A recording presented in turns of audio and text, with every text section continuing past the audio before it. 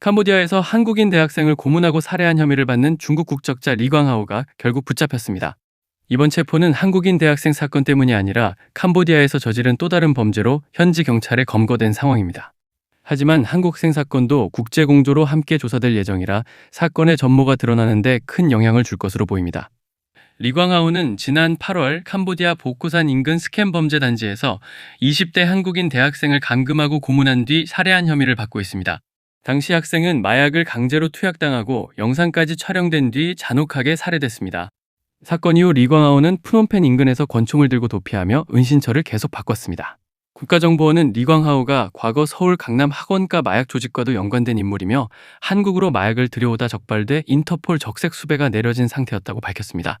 국정원은 현지 정보망을 통해 리광하오가 프놈펜 차이나타운 식당에 자주 나타난다는 정보를 확인했고 결국 현장에서 체포가 이루어졌습니다.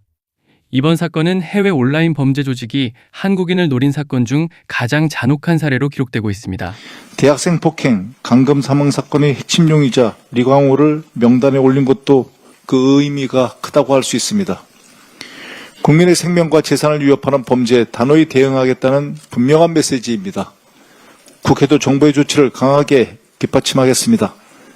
민주당은 불법 자금 차단, 해외 범죄 조직 추적, 가상자산 기반 사기 예방을 위한 입법을 신속히 검토하고 추진하겠습니다.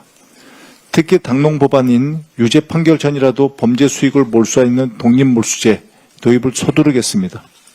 정부와 함께 국민의 안전을 위협하는 범죄 세력에는 끝까지 책임을 묻겠습니다. 특히 국정원은 대한민국 국민을 건드리면 손해라는 인식을 국제범죄 조직에게 확실히 심어주겠다고 강하게 경고했습니다. 이미 대학생 살해 혐의를 받는 30대와 40대 중국인 공범 3명은 지난달 캄보디아 법원에 구속 기소된 상태입니다. 캄보디아 수사당국은 리광하오의 범행 동기와 한국인 대학생 사건 연관성을 추가로 조사하고 있으며 재판도 현지에서 진행될 가능성이 큽니다. 이번 사건을 계기로 한국 정부는 온라인 스캠, 보이스피싱, 해외 감금 범죄에 대한 강력 대응을 발표했습니다. 국회도 해외 범죄 조직의 불법 자금 추적과 몰수를 강화하는 입법을 신속히 추진하겠다고 밝혔습니다. 한국 사회는 이 사건을 통해 해외 범죄 단지의 실체를 다시 확인했고 피해자를 끝까지 지켜내지 못한 현실에 큰 충격을 받았습니다. 이제 공조 수사와 재판이 진행되면 정확한 책임이 누구에게 있는지, 어떤 조직이 이 사건을 배후에서 움직였는지 모든 진실이 드러날 것입니다.